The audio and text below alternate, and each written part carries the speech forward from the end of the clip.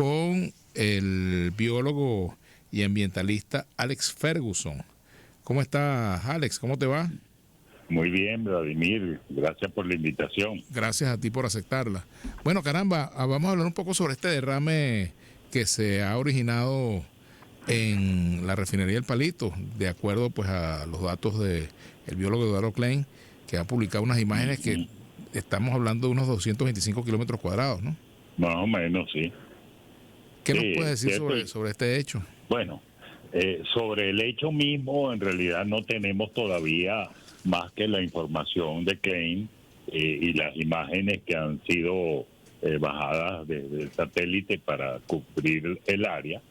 Pero creo que es bueno que tus oyentes sepan que aunque es un derrame de los grandes que han ocurrido, es uno de los 20 que han ocurrido en la zona en los últimos 5 años. Así que, en primer lugar, creo que es necesario decir que el problema de los derrames petroleros es un problema recurrente que ha venido ocurriendo en los últimos 40 o, digamos, años, ¿no?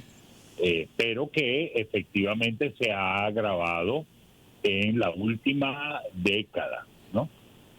Como dijiste, pues estamos hablando de un área de 225 kilómetros cuadrados en las costas de Falcón, que va desde la refinería del Palito, que hasta ahora parece ser el punto de origen, y que ha cubierto hasta Boca de Aroa, como ocurrió que está, bueno, a 30 kilómetros de Tucacas y a 50 kilómetros del Parque Nacional Morrocoy.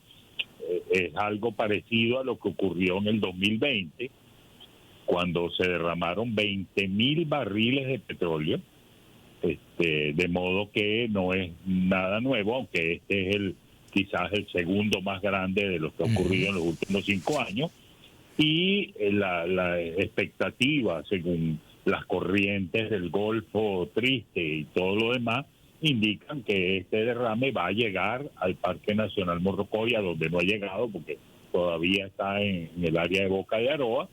Así que, bueno, adiós a los vacacionistas del parque que esperaban ir este fin de mes a pasearse por allí. Sospecho pues que las corrientes van a seguir moviendo esta masa de petróleo superficial y profundo hasta el Parque Morrocoy, ¿no? Ahora una pregunta, Alex, a propósito de eso.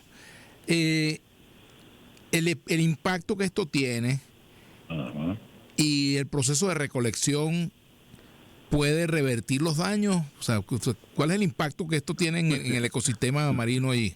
Bueno, los impactos en cuanto a los derrames petroleros son bien conocidos y han sido bien estudiados en el mundo entero, ¿no? Aquí lamentablemente tenemos un problema de opacidad de información oficial, digamos, por parte de PDVSA, el Ministerio del Ambiente, el Ministerio de Minas, que hace más difícil no solo conocer los orígenes y las causas del derrame, no siempre se logra saber de dónde se originó y cuáles fueron las causas, y tampoco se sabe la magnitud de las consecuencias de cada evento ocurrido, pues, porque hay una falta de reportes oficiales que detallen esos asuntos, origen, causa, afectaciones o cualquier otra información relevante sobre esos incidentes. Pero además, la experiencia, al menos en los últimos 5 años, es de que hay además inacción. Los organismos oficiales hacen presencia, hacen declaraciones, hacen operativos de recolección a la vista, ¿no? Como han hecho en el lago de Maracaibo, pero el problema de fondo, el origen y la causa principal no es atendida, y es por eso que el fenómeno de los derrames petroleros se ha vuelto recurrente. Déjame decirte que solo en el 2023, del año pasado, en base a los informes que han levantado las ONG que se ocupan de hacerle seguimiento a este tipo de problemas, se han documentado 86 derrames petroleros en todo el país. 72 de esos ocurrieron en Zulia y Falcón. Así que no estamos hablando de algo que, oye, un accidente, ocurrió, no, esto viene ocurriendo desde hace 5 años, con un promedio en los últimos 5 años, Vladimir, y esto es serio, un promedio de 6 a 7 derrames mensuales. Imagínate.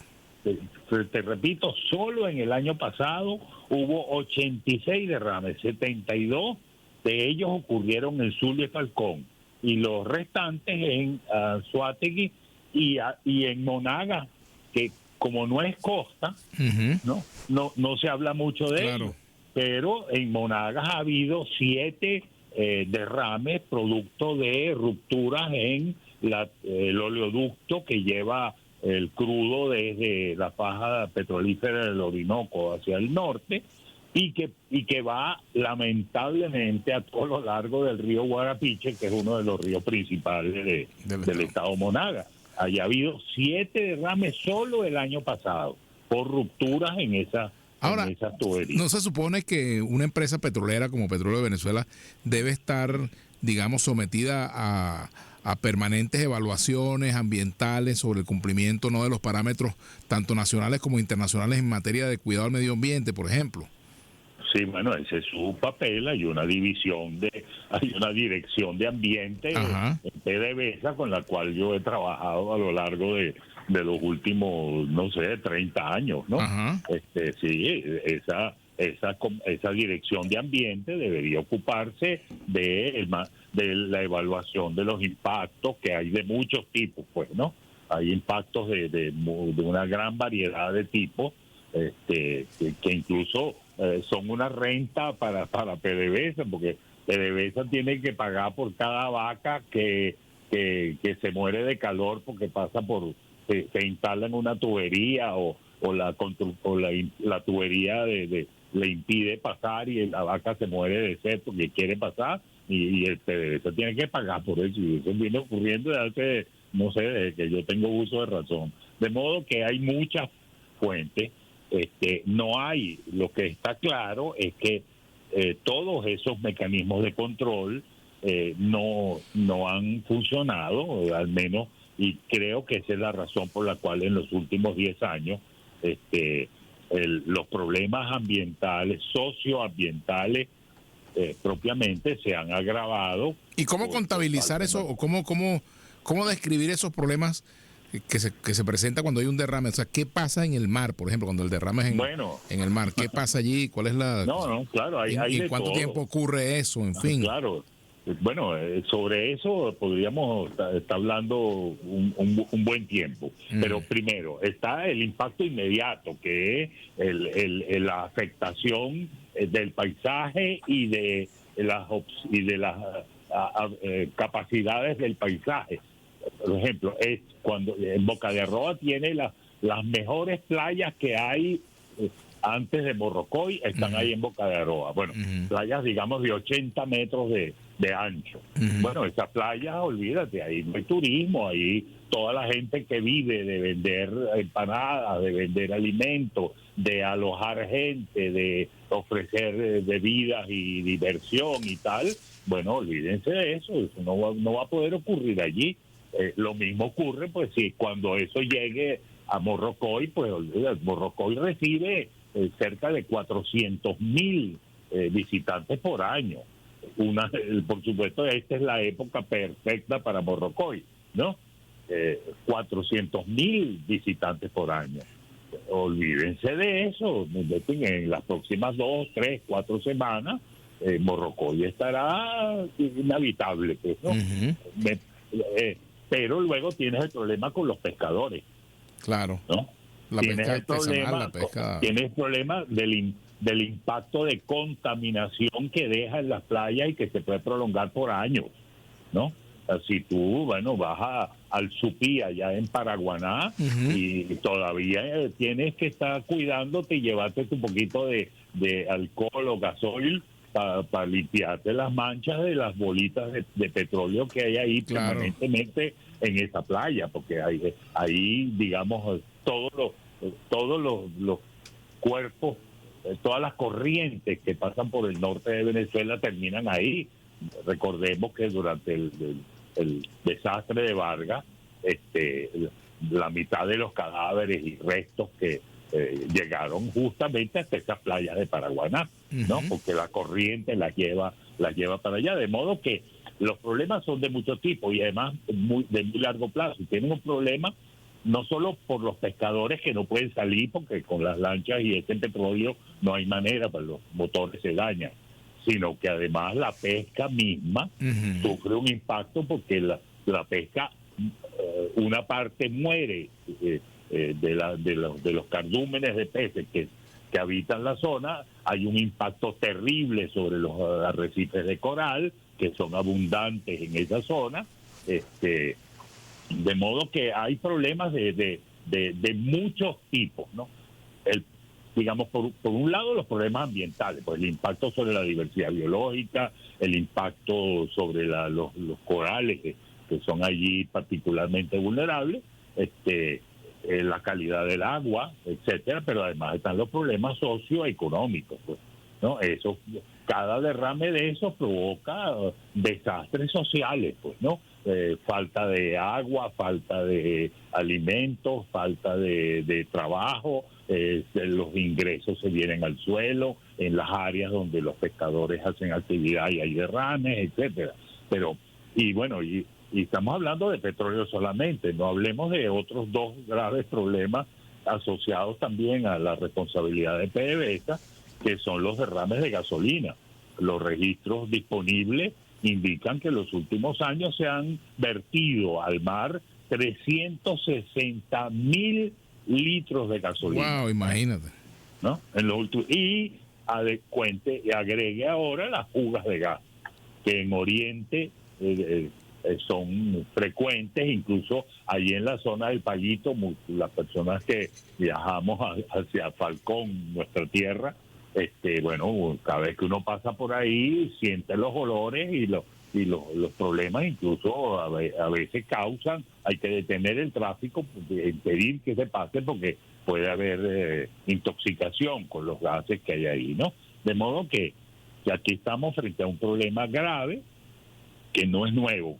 Eso, bueno, tú me conoces y sabes que me gusta ser claro. Este es un problema que le hemos estado advirtiendo a PDVSA desde hace 40 años, y sobre todo en el caso particular donde el asunto ha sido siempre más grave. Creo que lo conversamos una vez en un programa anterior sobre el lago de Maracaibo, que es el lago de Maracaibo, ¿no? Ahí en la red de tuberías que tiene PDVSA ahí, cortan una tubería y construyen otra encima, y lo que hay abajo en el fondo del lago de Maracaibo es lo que los maracuchos llaman adecuadamente un espagueti de tubos que contienen petróleo y que van filtrando petróleo porque no los vacían, no los limpian, no los eliminan, solamente construyen una nueva red encima de la que ya había, y a lo largo de 50 años se han ido construyendo muchas redes. O sea que ese lago es irrecuperable desde ese punto de vista, ¿no? Bueno, habría que hacer un enorme trabajo. Una inversión muy alta, muy grande. Sí, muy alta, para eliminar todas esas tuberías sobrantes, y eso va a ser un problema. Y bueno, de eso hemos hablado en varias ocasiones, así que no estamos pues frente a lamentablemente, Vladimir, no estamos frente a un problema puntual, que se rompió una tubería o algo así, que bueno, eso ocurre, pues, le ha ocurrido. Todos recordamos la explosión que hubo en el Golfo de México, con aquella famosa plataforma de British Petroleum, ¿no? Y causó, eso fue un desastre, pero esa es la única vez que eso ha ocurrido, ¿no? Aquí estamos hablando de que en la zona, desde el Palito hasta Golfo Triste, han ocurrido 20 accidentes de ese tipo en los últimos 5 años. Y el del 2020 han sido los dos grandes, ¿no? Pero hay frecuente, a cada rato hay derrames petroleros provenientes de distintas fuentes. En el 2020, por ejemplo, hubo un barco que encalló barco petrolero que encalló frente a las costas, un poco alejado de la costa del Parque Nacional Morrocoy, pero liberó 5 o 7 mil barriles de petróleo y eso fue un desastre, ¿no? Estamos hablando de 360 kilómetros de playas afectadas, ¿no? En el 2020. Pero las fuentes son otras, desde derrames de las lagunas de contención, por ejemplo, en el Palito o en otros sitios, ¿no? Ruptura de tuberías, barcos encallados, o sea, hay diferentes causas, pero 20 accidentes, eventos de derrame en 5 años en la misma zona, bueno, nos habla de que ahí está pasando algo. Así es. ¿O no? Así es. No hay manera de... ¿Y qué es lo que está pasando ahí? Bueno, en realidad no lo sabemos porque, como te dije, no hay una falta de reportes oficiales que detallen el origen, las causas, las afectaciones o cualquier otra información relevante, porque los ministerios no dicen nada. Así Van, dan las declaraciones correspondientes, envían una cuadrilla para que recoja un poco de petróleo de la orilla y hasta ahí, hasta donde sabemos, no hay más nada. ¿Hacen más? Sí, es posible, pero no lo sabemos porque nunca hay reportes al respecto. Bueno, te agradezco mucho, Alex Ferguson, ambientalista, licenciado en biología, especialista en toda esta materia. Bien, ya es hora de ir despidiendo.